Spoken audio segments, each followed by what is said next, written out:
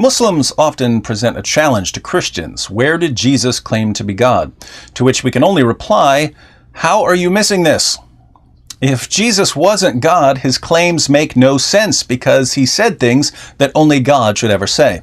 As C.S. Lewis famously declared, a man who was merely a man and said the sort of things Jesus said would not be a great moral teacher. He would either be a lunatic on the level with the man who says he is a poached egg, or else he would be the devil of hell.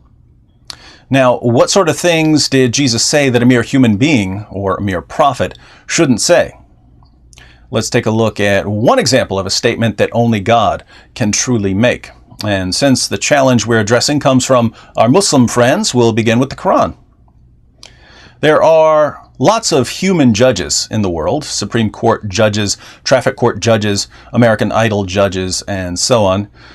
But according to the Qur'an, the final judge of all human beings, the one who decides who goes to heaven and who goes to hell, is Allah.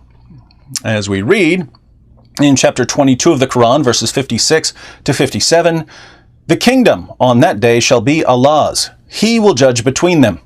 So those who believe and do good will be in gardens of bliss. And as for those who disbelieve in and reject our communications, these it is who shall have a disgraceful chastisement. The Bible agrees that while human beings can be judges in a limited sense, God is judge of the entire world. The prophet David says in Psalm 9, verses 7 to 8, "The Lord abides forever. He has established his throne for judgment, and he will judge the world in righteousness." In the book of the prophet Joel, chapter 3, verses 1 to 3, God says that he will one day gather all nations before him for the final judgment. So God, according to both the Bible and the Quran, is the final judge of all people. This means, of course, that anyone who claims to be the final judge of all people is claiming to be God. Imagine the surprise, then, that Jesus' listeners must have felt when he told them that he's the one who will judge the world.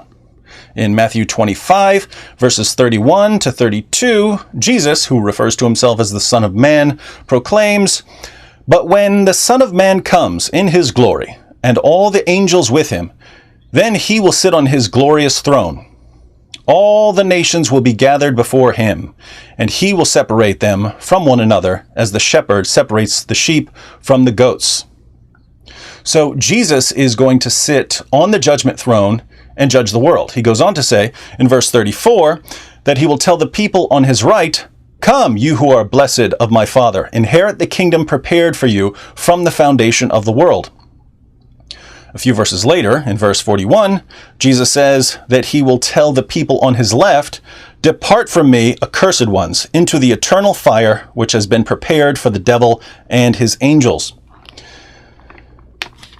Why is Jesus judging the world?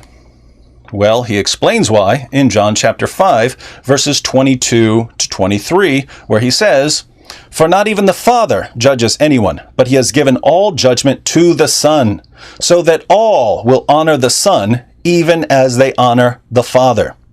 He who does not honor the Son does not honor the Father who sent him." Notice what we have here: God the Father and God the Son. The Son judges the world so that everyone will honor the Son the same way we honor the Father.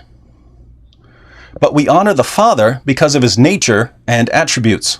The only reason we would ever honor someone the same way we honor the Father is if he had the same nature and attributes as the Father. But that would mean that Jesus has the same nature and attributes as the Father, which only makes sense in light of the Christian doctrine of the Trinity. Now, I have a question for my Muslim friends. Do you honor Jesus the same way you honor the Father? No, you reject Jesus' claim to be the Son, and according to Jesus, if you don't honor him as you honor the Father, you don't honor the Father. That probably doesn't bother you since you don't refer to God as Father, but it should bother you because you're supposed to believe what Jesus said, and what Jesus said thoroughly contradicts what we read in the Quran. So if you want to say, look, David, I don't understand the Trinity and I only want a God who's really easy to understand. That's one thing, and I'd love to have that conversation with you.